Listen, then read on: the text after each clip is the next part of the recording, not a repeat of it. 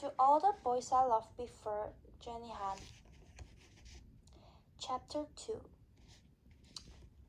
The next morning, Margot is making coffee and I'm pouring cereal in bowls, and I say the things I've been thinking all morning. Just so you know, Daddy and Kitty are going to really upset. When Kitty and I were brushing our teeth just now, I was tempted to go ahead and spill the beans. But Kitty was still mad at me from yesterday, so I kept quiet. She didn't even acknowledge my cookies, though I know she ate them because all that was left on the plates were crumbs. Margot lets out a heavy sigh. So, I'm supposed to stay with Josh because of you and Daddy and Kitty? No, I'm just telling you. It's not like he would come over her that much once I was gone anyway. I frowned. This didn't occur to me, that Josh would stop coming over because Margot was gone. He was coming over long before they were ever a couple, so I don't see why he should stop. He might, I say. He really loves Kitty. She pushes the start button on the coffee machine. I am watching her super carefully because Margot's always been the one to make the coffee and I never have. And now that she's leaving, only 6 more days, I'd better know how. With her back to me, she says, maybe I won't even mention it to them. I think they'll figure it out when he's not at the airport, Gogo. Gogo is my nickname for Margot. As in Gogo Boots, how many cups of water did you put in the dare? And how many spoons of coffee beans? I write it down for you, Margot assured me, in the notebook. We keep a house notebook by the fridge.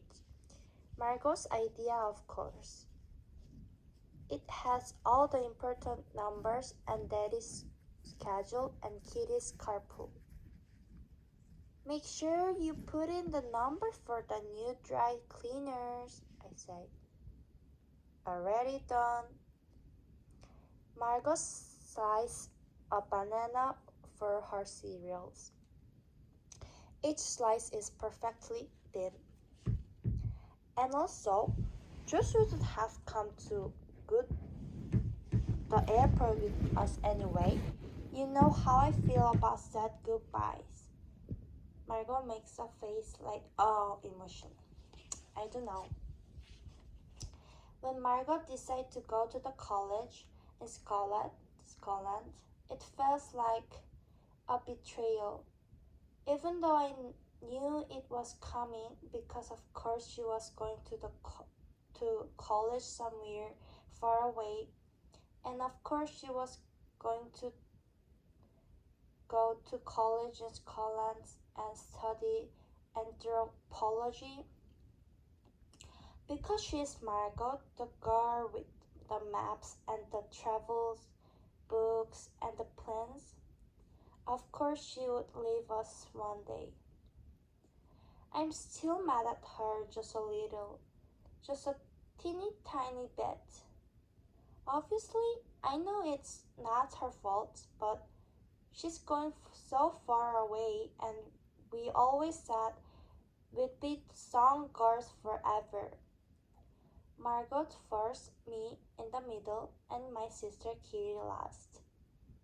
On her birth certificate, she's Catherine. To us, she is Kitty.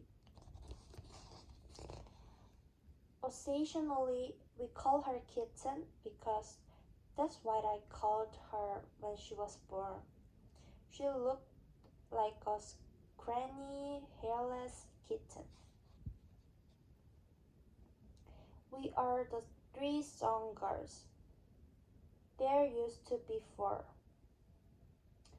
My mom, if song, if to my dad, mommy to us, if to everyone else. Song was my mom's last name. Our last name is Coffee.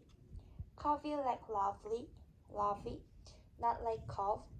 But the reason we were the song girls and not the coffee girls is my mom used to say that she was a song girl for life.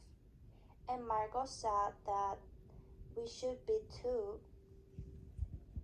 We all have song for our middle name and we look more song than coffee anyway. More Korean than white. At least Margot and I do. Kitty looks most like Daddy.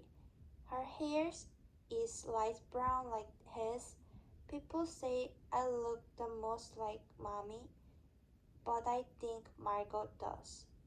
With her high cheekbones and dark eyes, it's been almost 6 years now, and sometimes it feels like just yesterday she was here, and sometimes it feels like she never was, only in dreams.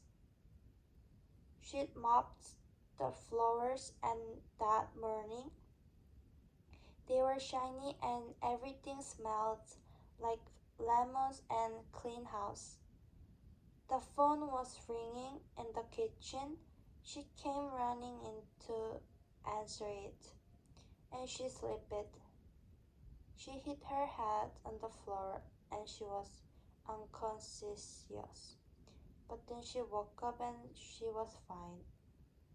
That was her liquid interval. That's what they call it. A little while later, she said she had a headache. She went to lie down on the couch and then she didn't wake up. Margot was the one who found her. She was 12.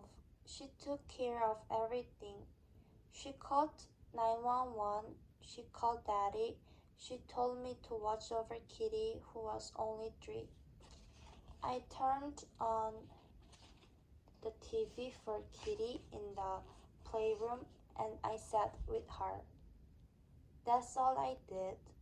I don't know what I would have done if Margot hadn't been there. Even though Margot is only 2 years older than me, I look up to her more than anybody. When other adults find out that my dad is single father of 3 girls, they shake their heads in admiration, like, how does he do it? How does he ever manage that all by himself? The answer is Margot. She's been an organizer from the start, everything labeled and scheduled and arranged in it. Even Rose. Margot is a good girl, and I guess Kitty and I have followed her lead. I've never cheated or gotten drunk or smoked a cigarette or even had a boyfriend. We tease Daddy and say how lucky he is that we're all so good. But the truth is, we're the lucky ones. He's a really good dad, and he tries hard. He doesn't always understand us, but he tries. And that's the important things. We 3 songals have an unspoken pact to make life as easy as possible for Daddy. But then again, maybe it's not as unspoken, because how many times have I heard Margot say, "Shh, be quiet. Daddy's taking a nap before he has to go back to the hospital," or "Don't bother Daddy with that. Do it yourself." I've asked Margot what she thinks it would have been like if Mommy hadn't died. Like We spent more time with our Korean side of the family and not just on Thanksgiving and New Year's Day. Or Margot doesn't see the point in wondering. This is our life. There's no use in asking what if.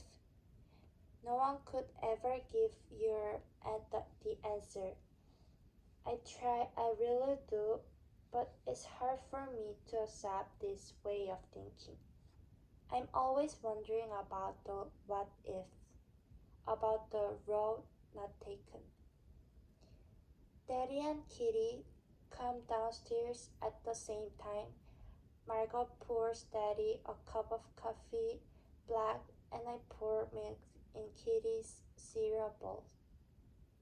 I push it in front of her, and she turns her head away from me and gets a yogurt out of the fridge. She takes it into the living room to eat in front of the TV, so she's still mad.